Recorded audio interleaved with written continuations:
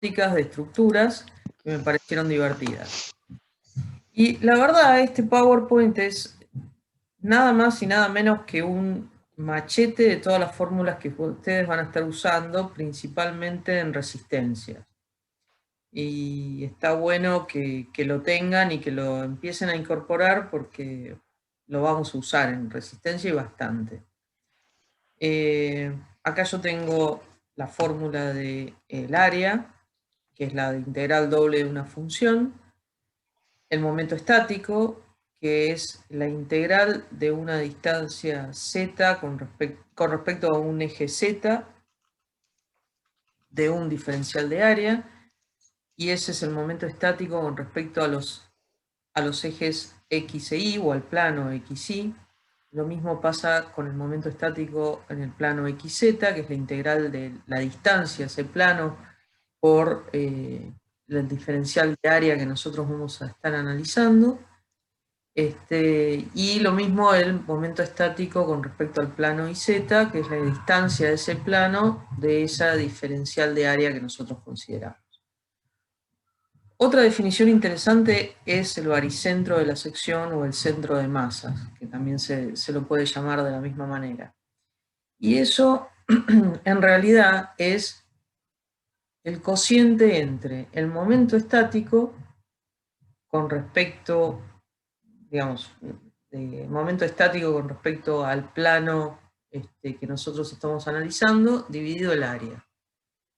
Y es otra manera, en realidad, que nos vamos a utilizar, y principalmente para toda la parte de cuando veamos flexión y corte, es otra manera de calcular el momento estático. Si conocemos el área y conocemos dónde está el baricentro de esa sección, podemos calcular el momento estático como el producto entre la distancia que estamos analizando, el baricentro a ese eje o plano, multiplicado por el área.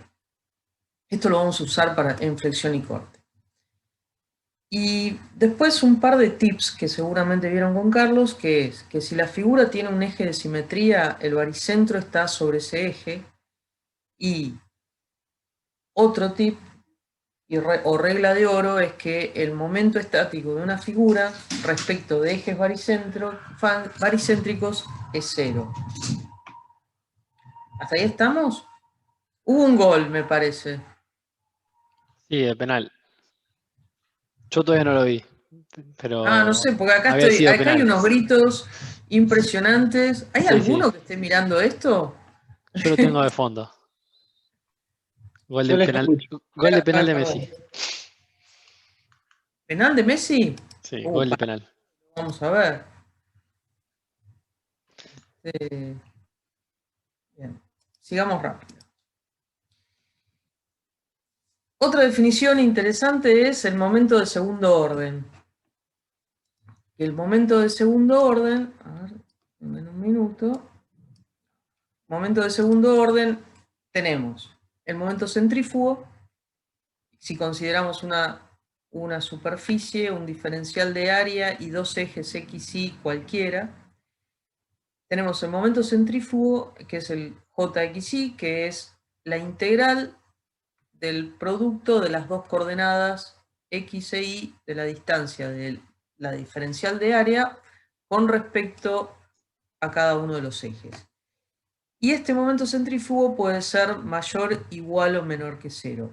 Y el momento de inercia es cuando uno de esos ejes, el x o el y, coincide con el otro. Por ejemplo, el ji, el eje x coincide con el eje y se define como la integral de la distancia al cuadrado con respecto a ese eje, cuando el x coincide con el y.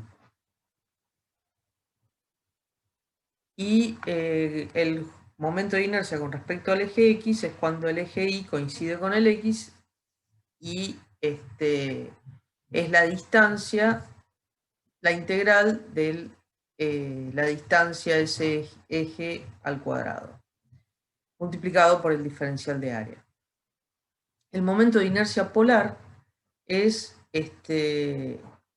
la distancia al a un punto que consideramos, en este caso el punto 0 del eje de coordenadas, elevado al cuadrado por el diferencial de área. Acá lo interesante es que tanto el momento de inercia como el momento de inercia polar siempre te van a dar positivo, no pueden ser ni cero ni negativos. Y otra definición es el radio de giro, que el radio de giro es la raíz cuadrada del cociente entre el momento de inercia del eje que estamos analizando y el área. Después, un tema interesante es el teorema de Steiner, que en realidad lo que termina haciendo este teorema es permitiéndote trasladar los ejes que estás analizando. Perdón, en el chat dicen Sí. que lo del radio no lo vieron. ¿Lo del radio no lo vieron? Vamos para atrás. ¿El momento de inercia polar es lo que no vieron o el radio de giro? Radio de giro. Es una definición más que tienen que tener en cuenta, que es el cociente entre el momento de inercia. Por ejemplo, si estás analizando el radio de giro con respecto al eje X, va a ser el momento de inercia con respecto al eje X, y acá me parece que estos están al revés, ¿no? Acá me parece Sí. un error. Sí, ahora. Igualmente lo del radio de giro, como dijo Graciela, lo van a usar en el TP de Pandeo nomás. Acá, ¿no? Esto viene así. ¿No, Lucas? Sí. Entonces, esto lo vamos a ver, como bien dice Lucas, en Pandeo, y es una definición que dice que, por ejemplo, en este caso, que el radio de giro, vamos a ponerlo así,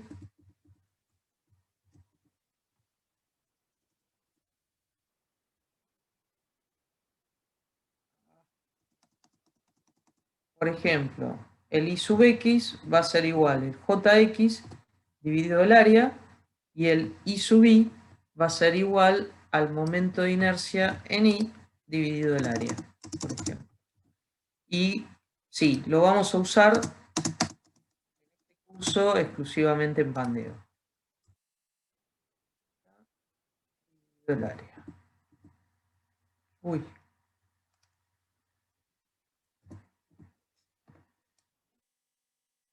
Pero es una definición más que van a usar. Bueno, el momento de Steiner, en realidad lo que hace es traslada los momentos de inercia con respecto a ejes trasladados. Es decir, si tenés los datos del momento de inercia con respecto a los ejes baricéntricos y querés hallar el momento de inercia con respecto a ejes que son paralelos a los baricéntricos a una distancia A y B, cada uno, se queda demostrado que el momento de inercia con respecto al eje X va a ser el momento de inercia con respecto al baricéntrico que nosotros conocemos, más el cuadrado de la distancia entre los dos ejes multiplicado por el área. Acá tienen la demostración de cómo se llega a eso, que no es ni más ni menos que lo que ustedes ya conocen de álgebra. Lo mismo pasa con el momento de inercia con respecto al eje Y, que se encuentra a una distancia b del baricéntrico I sub g, es igual al momento de inercia baricéntrico más el cuadrado de la distancia que separa los dos ejes multiplicada por el área. Y el momento centrífugo va a ser lo mismo, es decir, el momento centrífugo baricéntrico más el producto de las dos distancias, porque lo estás haciendo con respecto a los dos ejes, por A por B por el área. Y acá tienen la extrapolación a lo que serían los momentos de inercia con respecto a cada uno de los ejes X e Y. Momentos de inercia, radio de giro, perdón. Sigo. ¿Qué pasó acá? Ah, no estamos en... Más o menos quedó claro. Este es importante. El teorema de Steiner es muy, muy utilizado y lo vamos a usar mucho en todo lo que es flexión y corte, y para de contar. Y bueno, y también pandeo. Y bueno, otro tema interesante es cuando tenemos los ejes que los tenemos que rotar. Entonces, acá tienen la demostración de cómo, o mejor dicho, las fórmulas a las cuales se llegan cuando tenés los ejes rotados. La verdad que la demostración es bastante engorrosa y si quieren dedicarle horas de ocio a la demostración, adelante, pero se llega principalmente a estas fórmulas. Que el momento de inercia con respecto, por ejemplo, al eje Y', que está rotado un ángulo alfa con respecto al Y, es el momento de inercia con respecto a Y por el coseno cuadrado de alfa, más el momento de inercia con respecto a X por el seno cuadrado de alfa, más el momento centrífugo por el seno de 2 alfa. El momento de inercia con respecto al eje X' va a ser igual al momento de inercia de X con respecto por el coseno cuadrado de alfa, más el momento de inercia de Y por el seno cuadrado de alfa, menos el momento centrífugo por el seno de 2 alfa. Y el momento centrífugo con respecto a los ejes rotados una alfa es igual al momento centrífugo con respecto a los ejes X y multiplicado por el coseno de 2 alfa más un medio de Jx menos Ji por el seno de 2 alfa. En particular, cuando tenés un ángulo de 45 grados, te queda que el momento de inercia es un medio de la suma de los dos momentos de inercia menos el momento centrífugo. O podés despejar el momento centrífugo con respecto a ese eje. ¿Una duda? ¿No? Buenísimo. Otro gol, Bessi. Después tenemos los ejes conjugados de inercia, que estas son definiciones en realidad que les recomiendo que se aprendan, porque realmente hasta los toman en los finales. El eje conjugado de inercia es el eje para el cual el momento centrífugo es nulo. Y tenemos infinitos pares de ejes conjugados para un mismo origen. Esos son datos importantes y que los recuerdan. Y los ejes principales de inercia son ejes conjugados de inercia que además son ortogonales. Y hay un único par de ejes principales de inercia para un origen. Por eso son importantes. Y además, para esos ejes principales, los momentos de inercia son máximos y mínimos. Y lo vamos a usar mucho esto cuando veamos la parte de resistencia. También sabemos que en el caso de los momentos principales, ejes principales de inercia, el tangente de 2 veces el ángulo alfa para hallar el ángulo que tenemos que rotar esos ejes ortogonales es igual a 2 veces el momento centrífugo dividido la resta del momento de los dos momentos de inercia. Sí, es un lío. Ahí ponen en el Es chat un que es un lío. lío de cosas. Sí, lo Sí. importante va a ser lo que van a ver en el ejercicio de ahora. Y esto para el final, esta parte de ejes principales de inercia, cómo calcular y eso para el final. Para el parcial no creo que lo pregunten. Las definiciones de clavado. No, la definición sí, la cuenta y eso. Bueno, yo acá armé un ejercicio que en realidad, yo les cuento, esta es una obra que entregamos ayer. Miren ustedes, estoy re contenta, estaba muy verde en ese ¿Esa es la momento. embajada? La residencia. La residencia, perdón. Gracias, gracias. Y nos fue muy bien en la entrega. La verdad que anduvo muy bien. Y resulta que acá, el arquitecto, diseñador, se encontró con que por un tema de resistencia y de deformación, necesitaba reforzar esas columnas, ¿sí? Esas columnas del proyecto eran unos IPNs 200, que tenemos acá, son estas columnas, Y resulta, y la verdad es esto, que cuando nos apoyábamos eso empezaba a deformarse demasiado y a vibrar mucho. Entonces había que hacer unos refuerzos. Acá yo planteé, les subí la tabla de este IPN. Estas tablas ustedes las tienen subidas al campus y estaría bueno ver un poco. ¿Tengo manera de hacer un zoom acá? No. ¿No? No, no de acá. Sí podés. No acá. Igual se ve, va. ¿Se ve? Ok. Sí, yo lo veo bien. En esta tabla, fíjense los datos que nos están dando. La altura, la base, la altura del perfil, la base del perfil. Te dan las distancias, el espesor. Esto otro no sé qué es. E1. E1 es la altura. Estas son todas las características geométricas de la sección. Uno es el espesor E1, al final la del talud. distancia. Sí, el talud, el radio, y la distancia esta B sobre 4, que te la dan también. Después, otro dato que te dan es el área de la sección, el área de la sección.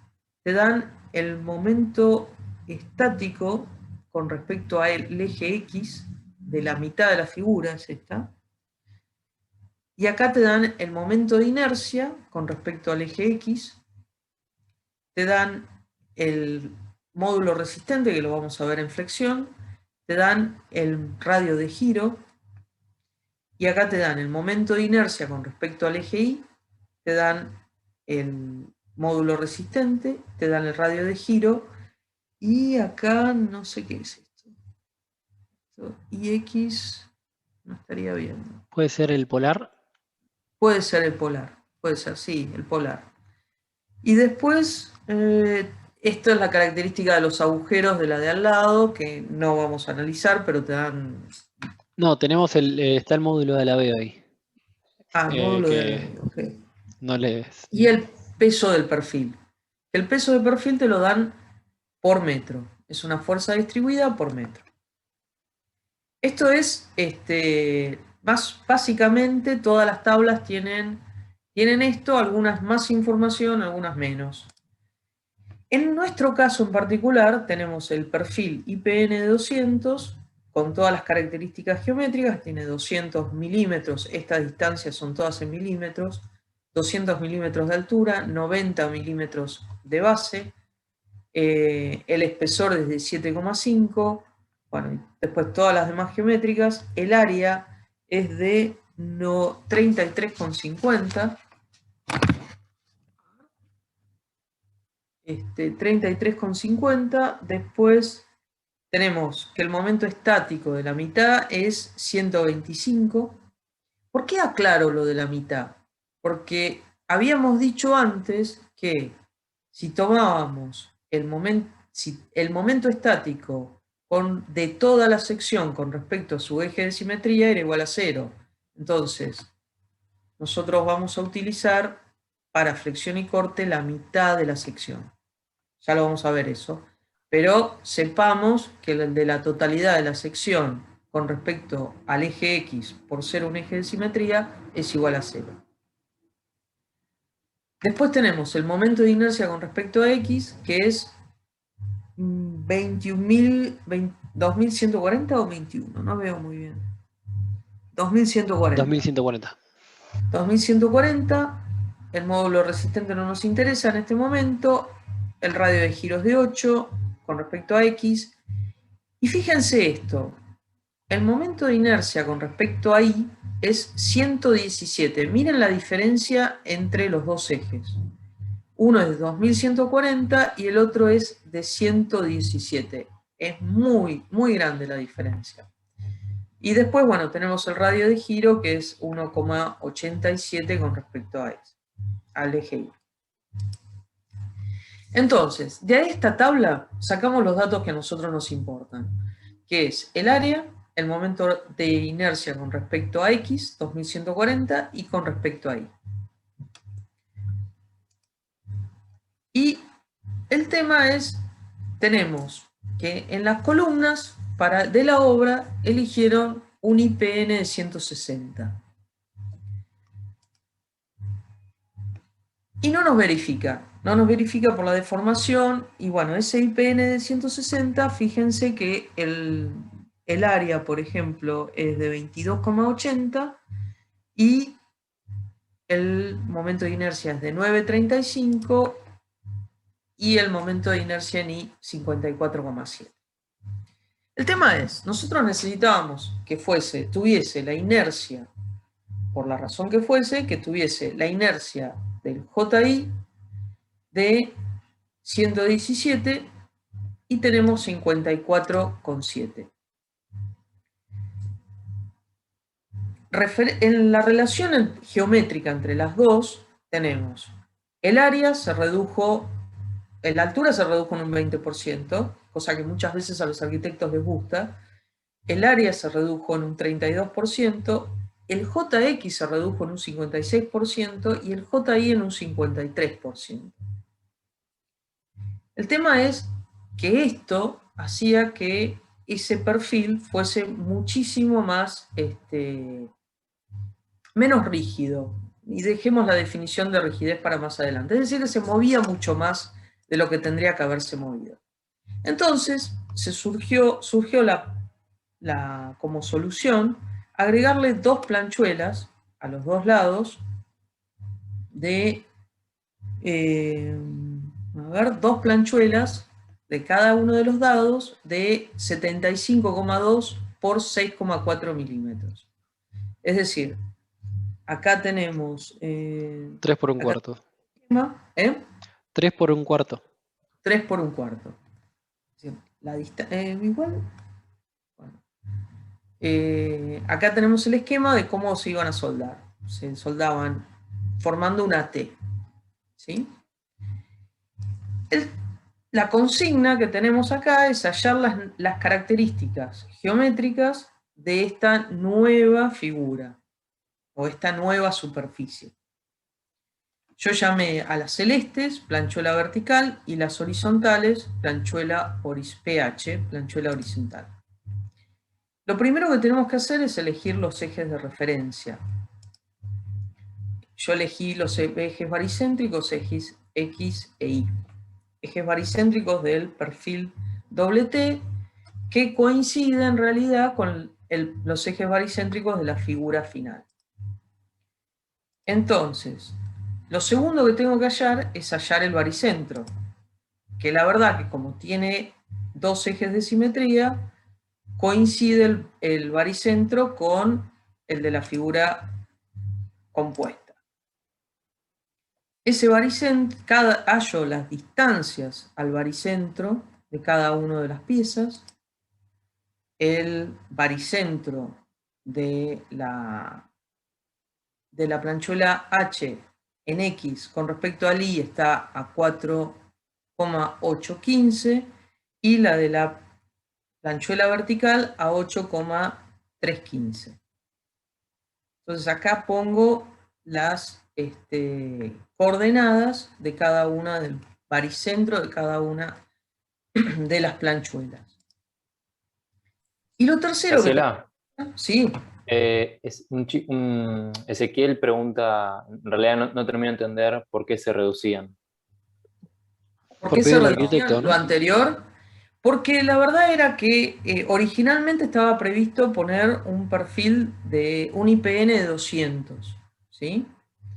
Y decidieron, por un tema estético, reducirlo y eligieron uno de 160.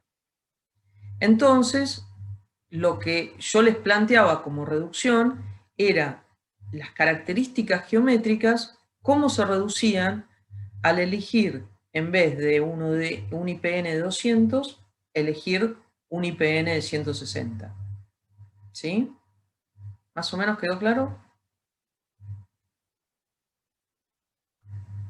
Sí, sí. ¿Sí? Bien. ¿Sigo? ¿Hasta acá estamos? Entonces, lo tercero que tengo que hacer es hallar los momentos de inercia de la figura compuesta ahora. Entonces, para hallar el momento de inercia con respecto al eje X, tengo el momento de inercia del perfil más el momento de inercia de cada una de las planchuelas con respecto a este eje. Estamos, ¿no? Entonces, eso va a ser, como coinciden todos los ejes baricéntricos, es el momento de inercia del perfil con respecto al eje baricéntrico de la figura compuesta, más 2 veces, porque tengo 2, el momento de inercia con respecto al eje X de la planchuela horizontal. Fíjense que el baricentro lo tengo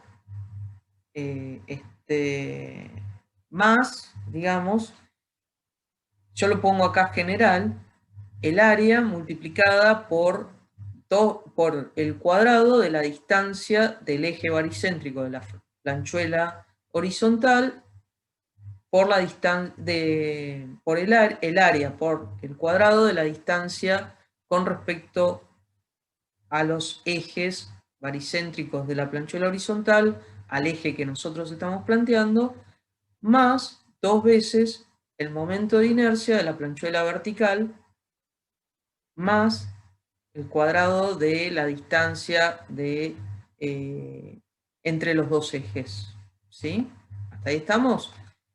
Estos términos son generales y es lo que deberíamos plantear. Veremos si alguno de estos valores es igual a 0 después. Y acá calculo cada uno de los valores. El momento de inercia con respecto al eje X de la planchuela horizontal, si hiciéramos la integral que nosotros planteamos al principio, me termina dando que es la base por la altura al cubo dividido 12. Si calculo eso, me da que es 0,167. Con respecto a la planchuela vertical, es igual, base por altura al cubo sobre 12, pero fíjense que en la horizontal la base es de 7,62, la altura es 0,64. En la planchuela vertical, por cómo está puesta, es 0,64 por 7,2 al cubo dividido 12. Y miren la diferencia, más allá que las dos planchuelas tienen la misma dimensión, la diferencia que tienen con respecto al momento de inercia por cómo están colocadas, cómo están ubicadas. La horizontal tiene una inercia de 0,167 y la vertical tiene una inercia de 23,54. Estos son temas como para que ustedes vayan viendo más adelante resistencia, lo importante que es cómo ubican la pieza en un determinado para lograr tener mayor inercia o menor inercia, depende de lo que te interese. El área de la planchuela horizontal, que es la misma que la planchuela vertical, es base por altura, es 0,64 por 7,62, que es 4,877. Y el momento de inercia del IPN en 160, lo habíamos sacado de la tabla, es 9,35. Sumando todo, me da que el momento de inercia de esta sección es de 982,51 centímetros a la cuarta. Acá consultan, ¿los momentos estáticos son irrelevantes? En este caso a nosotros el momento estático, pregunto, ¿cuánto vale el momento estático de toda la sección con respecto a X?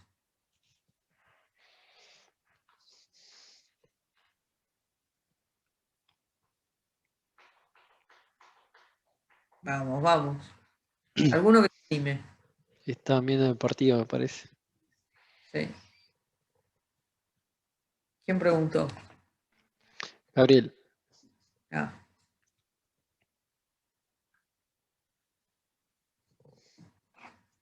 Valdría 0. Perfecto.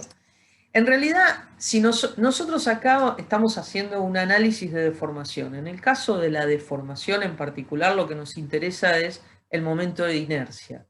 Digamos que para este ejercicio a nosotros lo que más nos interesaba es la inercia, no el momento estático. ¿Está bien?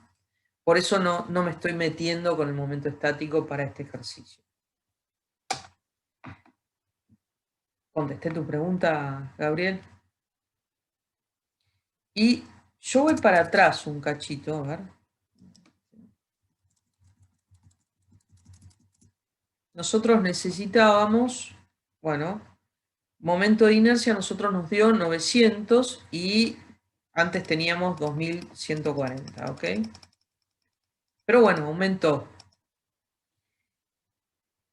Después, el momento de inercia en I es el momento de inercia de I con respecto del IPN de 160, porque coinciden los dos momentos de inercia baricéntricos, más, de vuelta, la ecuación general, 2 veces el momento de inercia en I de la planchuela horizontal, multiplicado por, más el área de esa planchuela, multiplicado por la distancia entre los dos ejes. El baricentro de la planchuela está justamente en el centro, ¿no? Y habíamos dicho que estaba a una distancia de 4,815. Y lo mismo pasa con la vertical. Es 2 veces, porque tengo dos planchuelas verticales, multiplicado por el momento de inercia de cada una de las planchuelas con respecto a su baricentro, más el área multiplicada por la distancia x al cuadrado entre los dos ejes. Que en este caso me daba 7,62. ¿Puede ser? No, 8,8315. Calculo los momentos de inercia en I. El de la planchuela vertical es 0,167, la de la planchuela horizontal, en este caso, es 23,59. Fíjense cómo se invirtió el tema con respecto al anterior. Pero El área es 4,877 y fíjense el momento de inercia que teníamos del IPN, que era 54,7. Cuando calculo, me termina dando que gracias a que las dos planchuelas tienen un momento de inercia, están separados los ejes con respecto al eje Y, me genera un incremento de la inercia de 947. Llega a 947 centímetros a la cuarta. Fíjense la diferencia que teníamos. Como justamente el problema que nosotros teníamos en ese momento era con respecto al eje Y, que teníamos con el IPN de 200, que era 117, fíjense que salimos ganando con estas dos planchuelas que le hicimos soldar al herrero. consulta, comentario. Sí. Si yo quisiera agrandar el JX aún más, ¿qué se les ocurre hacer?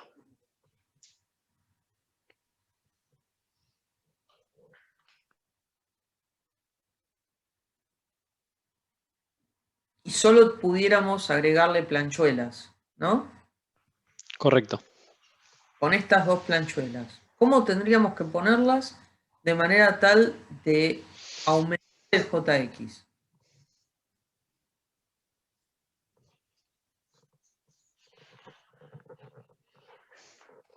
Acá tenemos un valiente. Los ponemos en el eje Y. ¿En dónde? ¿En qué parte del eje Y? Bueno, ¿qué vivo? ¿A ¿Dónde? Ok. Tomamos lo del eje Y, pero ¿dónde? ¿Dónde nos conviene? Los La pegamos pegamos. en los extremos. Perfecto. Sí, Perfecto. señor. Justamente esa es la gracia de los perfiles doble-T. Generalmente tienen un eje fuerte de inercia, que en este caso sería el JX, y tiene la masa bien alejada sobre el eje Y, bien alejada, y de esa manera generan mucha inercia.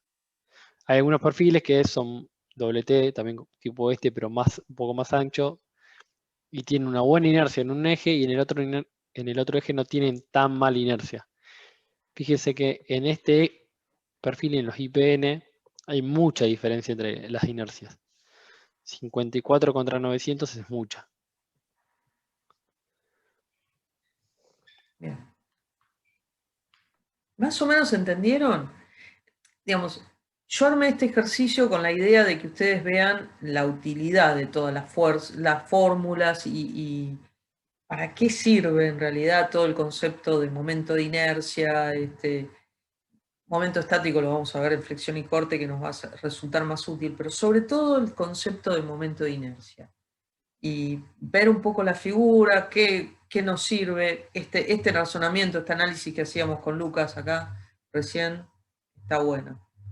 Espero que lo hayan entendido y hayan visto la utilidad